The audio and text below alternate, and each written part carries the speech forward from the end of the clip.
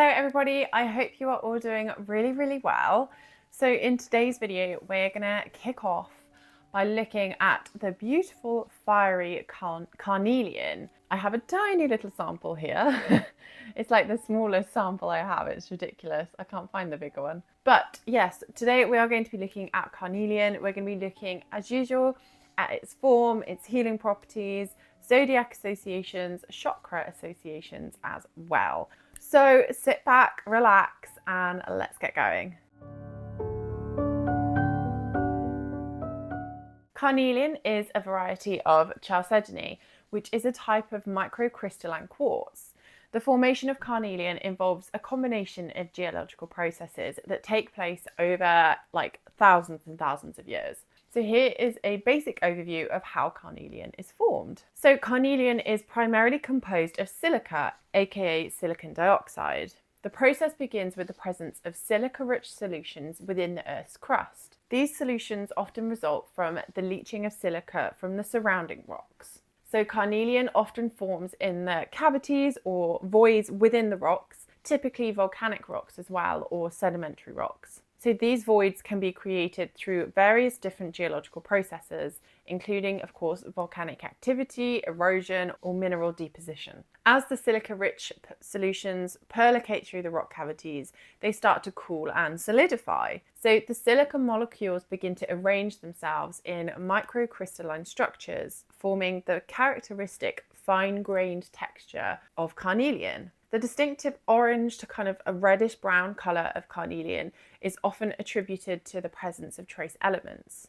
Things like iron oxide impurities and things like hematite impart the characteristic hues and colours into carnelian. Specific shade of carnelian can vary from pale orange to deep red, depending on the concentration and type of impurities that are present. Carnelian is sometimes found in association with agate banding.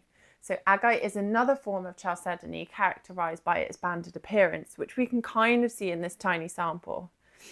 So the banding in agate is this bit here. It's often due to variations in mineral impurities or changes in conditions during the formation process.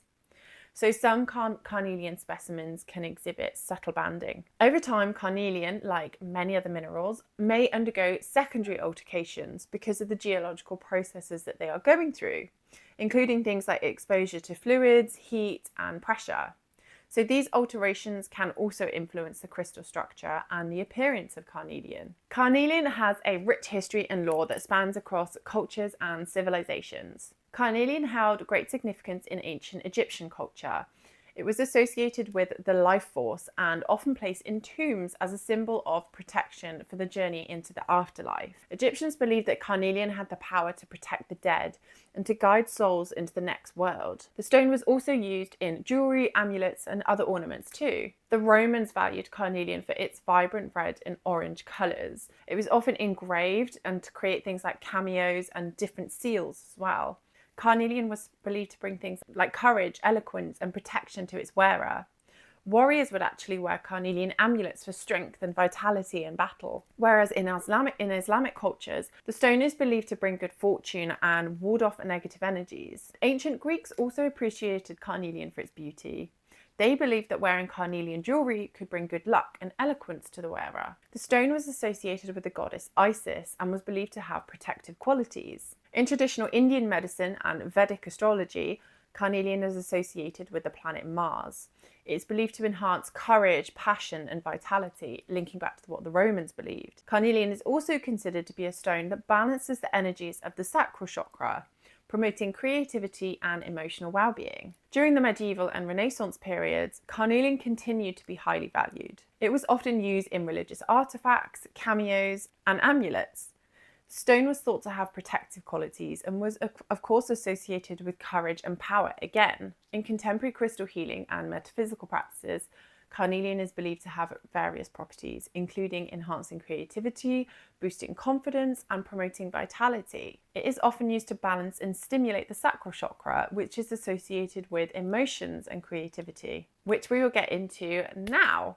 So carnelian is believed to possess a range of different healing properties in various metaphysical and alternative medicine traditions. Carnelian is thought to stimulate creativity and motivation. It is believed to enhance the flow of creative energies and encourage individuals to express themselves artistically. Many artists and writers use carnelian to overcome creative blocks and to find inspiration as well. This crystal is associated with boosting energy levels and vitality.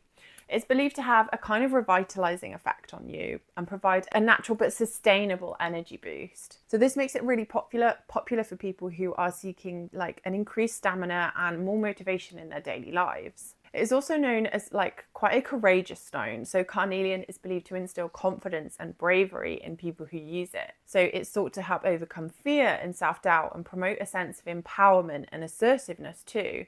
So it might be a good crystal to use in the workplace, for example. As we've already said, warriors in ancient times often wore carnelian for protection and courage in battle. So this is a long-standing belief. Carnelian is also considered a stone of emotional healing, particularly in relation to the sacral chakra. It's believed to help release like emotional traumas and promote positive emotions and encourage a more healthy expression of your feelings. The stone's soothing energy is thought to bring balance and harmony back to your body. Carnelian is believed to enhance motivation and determination, making it beneficial for individuals working towards goals or facing challenges. Its energetic properties are thought to overcome procrastination and promote a proactive approach to tasks. Again, if you're in uni or school or work, this would be a really great crystal to pop on your desk, for example, or to take around with you during the day. Linking to that, some people say that it can also improve your concentration and mental focus by enhancing your mental clarity and promoting a more alert and focused mind. While carnelian is associated with the sacral chakra, its grounding properties are also acknowledged. So it can help individuals to stay grounded and connected to the present moment. So if you're an air sign, for example, this would be a good crystal for you because it helps anchor you in reality and brings you back to earth. This can also be helpful if you're particularly stressed or anxious at the moment. Again, it helps ground you and bring you back to your reality of what's going on. Carnelian can also help your physical well-being because it's believed to have a positive effect on the reproductive system, aid in digestion, and support overall vitality. Now moving on to star signs. So in astrology, gemstones are believed to be associated with specific zodiac signs. And carnelian is often linked to several signs actually, the first of which is Aries. So carnelian is commonly associated with Aries, the first sign of the zodiacs. So Aries individuals are known for their fiery and dynamic personalities, and carnelian is believed to complement their energetic and assertive nature. It's thought to enhance Aries' courage, motivation, and creativity. Next up is Leo, which is from the 23rd of July to the 22nd of August. So Leo is the fifth sign of the zodiac, and Leos are known for their outgoing and passionate qualities.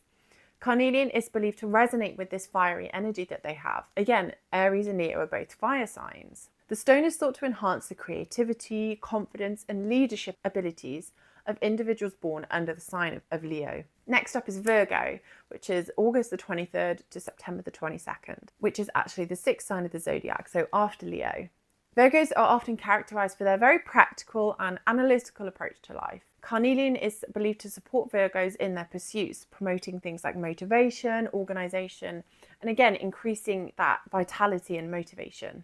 Next up is the chakras. So carnelian, as we've said, is associated with the sacral chakra. So the sacral chakra is the second energy center in the traditional 7 chakra system, and it is located in the lower abdomen below the navel.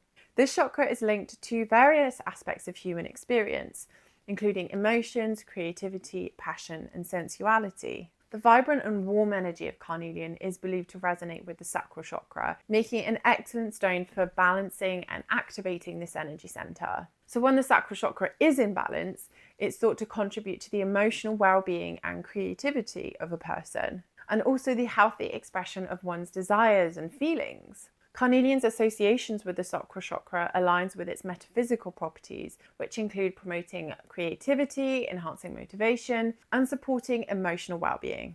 Working with carnelian and the sacral chakra is believed to stimulate the flow of energy in this area and encourages a more harmonious balance between the physical and emotional aspects of yourself. If you're interested in incorporating carnelian into your energy work or crystal healing practices, placing your stone on or near the lower abdomen during meditation, or perhaps wearing it as jewelry are common methods of using it. As always, personal experiences with crystals and their energetic properties, of course, vary because people vary. Everybody is different. So it's essential, as I always say, to trust your intuition, really like tap into your gut feeling and explore what resonates best for you. So there we have it. There is all there is to know about carnelian. I hope you guys really enjoyed this video. Please don't forget to like it and subscribe to my channel if you did. I recently bought carnelian. I've not actually been working with it for that long, but I do enjoy it. I actually bought this during the summer because I felt like it just kind of went with the energy of the season. And now that it's come into winter, I've kind of found that I put it to one side a bit. I definitely feel that I live and I tend to be drawn to different crystals during different seasons. Let me know in the comments if you do too. But yeah, I have definitely enjoyed working with this crystal, and I feel like I will be drawn to it again once, you know, the season, the wheel of the year turns and summer comes back around again. But I hope you have a lovely rest of your day. Stay happy and blessed be.